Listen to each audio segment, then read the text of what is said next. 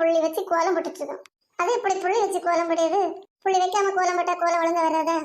எனக்குன்னு சொல்லித்தாங்கப்பா, நானும் புள்ளி வச்சு கோலம் போட்டு பாக்குறேன். நீயாவது கோலம் போட ஏதாவது. நீங்க 2 பேரும் கோலம் போட மாதிரி தெரியல, படுத்து படுத்து நீச்சல் அடிச்ச மாதிரில தெரியுது. அது சரி, எதுக்காக கோலம் போடுறோம்? வீட்டை அழகுபடுத்துவது கோலம். பெரிய வீட்டுல எல்லாம் திருஷ்டி கழிக்க கோலம் போடுவாங்க. பொம்பளை பிள்ளைங்க நாங்க குனிஞ்சு குனிஞ்சு நிமிர கோலம் போடுவோம். ஒரு வீடு வாசத்தை வச்சு கோலம் போட்டாதான் அழகா இருக்குன்னு தெரிஞ்சுக்கிடலாம். அது சரி, இந்த புள்ளின்னு சொல்றீங்களே, புள்ளி வச்சாதான் கோலம் போட முடியுமா? பொருளாதாரம் படிக்கும் போது ஒரு ஆண்டுக்குள்ள பொருளாதார வளர்ச்சிய புள்ளியை வச்சுதானே நம்ம கணக்கிடுறோம். ஒரு ஆண்டுக்குள்ள ஒட்டுமொத்த வளர்ச்சியை நம்ம புள்ளியல் அப்படின்னு தானே சொல்றோம்.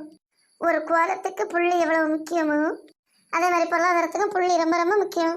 அது சரி, புள்ளி வச்சு நீங்க கோலம் போடுற மாதிரி புள்ளி வச்சு நான் பொருளாதாரத்தை படிக்க போறேன்.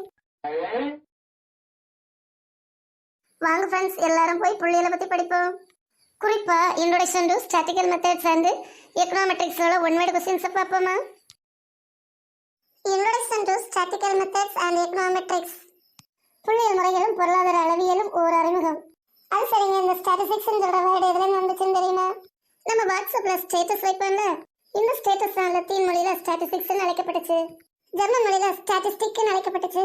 பிரெஞ்சு மொழியில ஸ்டாட்டிஸ்டிக் அப்படின்னு அழைக்கப்பட்டுச்சு. The word statistics is used as statistics அப்படின்னு சொல்ற வேர்டை நம்ம எதுக்கெல்லாம் யூஸ் பண்றோம்? சிங்குலர் அண்ட் ப்ளூரல், ஒருமை நான் அவன் அவள், பன்மை அவர்கள் இவர்கள், சில்ட்ரன், பன்மையை பயன்படுத்துறோம்.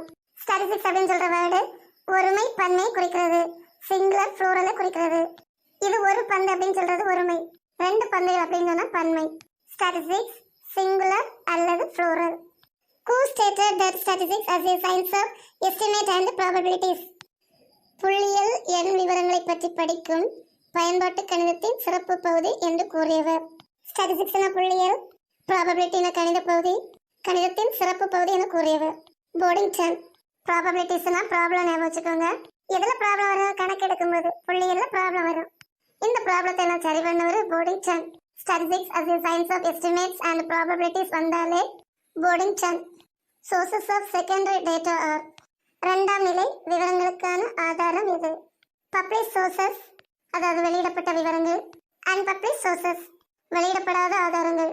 Secondary data வந்தாலே published and unpublished sources. The data collected by questionnaires as கேள்வித்தாள் மூலம் புள்ளி விவரம் திரட்டப்பட்டால் அது பிரைமரி டேட்டா, முதல்நிலை விவரம். காலேஜில் படிக்கிற பிள்ளைங்க கொஞ்சம் கொஸ்டின் பேப்பர் கொண்டாந்து இதை ஃபில் பண்ணி தாங்கன்னு கேட்பாங்கல்ல, அது அவங்களுக்கு ஆய்வு மேற்கொள்வதற்கு அந்த ஆய்வு தான் பிரைமரி டேட்டா, முதல்நிலை விவரம். Data collected by questionnaires, primary data, முதல்நிலை விவரம். கொஸ்டின் டேட்டால விவரமான ஆளு ஞாபகம் வச்சுக்கோங்க. அவர் எப்படிப்பட்ட கொஸ்டின் கேட்பாரு? பிரைமரி, முதல்நிலை question. A measure of the strength of the linear relationship that exists between two variables is called. நேர்கோட்டு உறவினை கொண்டிருக்கும் இரு மாறிகளின் உறவினை அளவினை அளக்கும் முறைக்கு என்ன பெயர்? Measure of strength, linear relationship exists between two variables. Correlation coefficient. Correlation coefficient என்ன? உடன் தொடர்பு கெழு, ஒண்ணுக்கொன்னு தொடர்புடைய கெழு. ஒண்ணுக்கொன்னு தொடர்புடையதா இருந்தாதான் ஈஸியா அளவீடு பண்ண முடியும். ஒண்ணுக்கொன்னு தொடர்புடையதுக்கு எடுத்துக்காட்டு பால், bad. If both variables x and y increase or decrease simultaneously, then the coefficient of correlation. x y ரெண்டும் ஒரே திசையில் மாறினால் உடன் தொடர்பு கெழு எவ்வாறு இருக்கும்? Coefficient of correlation உடன் தொடர்பு கெழு. Simultaneously, ஒரே நேரத்தில். Positive, நேர்மறையாக இருக்கும். x உம் y வந்து increase or decrease simultaneously வந்தாலே பாசிட்டிவ், ஒரே நேரத்தில் கூடி அல்லது குறையது. பாசிட்டிவ்னா நேர்மறையாக இருத்தல். If the points on the scatter diagram indicate that as one variable increases, the other variable tends to decrease the value of or will be. Scatter diagramனா சிதறல் விளக்கப்படம்.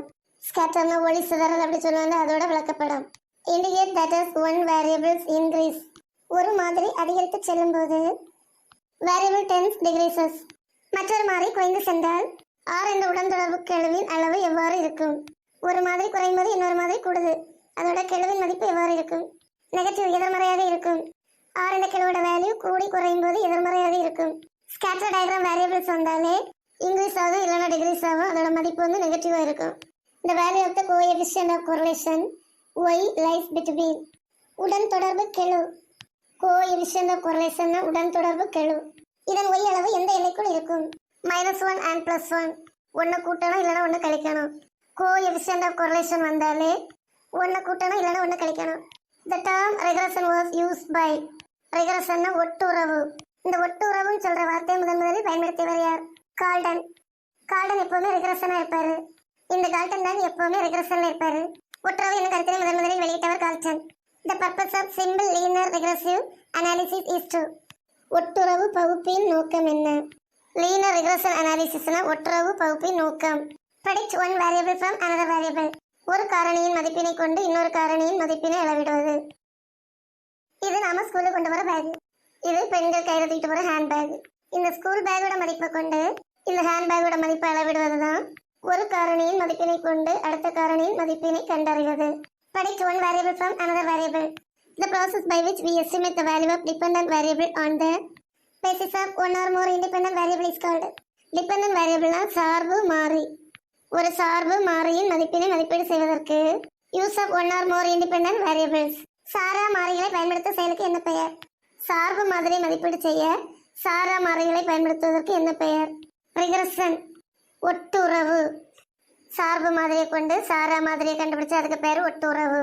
ரெண்டு பேரும் சண்டை போட்டு பேசாம இருந்து அவங்க சேர்த்து வைப்போம்ல, அதான் ஒட்டுறவு. சாரு மாதிரியை பயன்படுத்தி சாரா மாதிரியை கண்டுபிடிப்பது ஒட்டுறவு. If y is equal to 2 minus 0.2x, then the value of y intercept is equal to 2. y is equal to 2 minus 0.2x எனில் y இன் அச்சுவெட்டு என்ன? 2.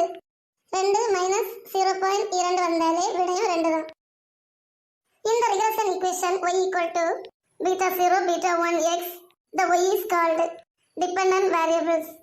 y ல beta 0 beta 1x என்ற ஒட்டுறவு சமன்பாட்டில் y இன் மதிப்பு என்ன? dependent variable சார்பு மாறி.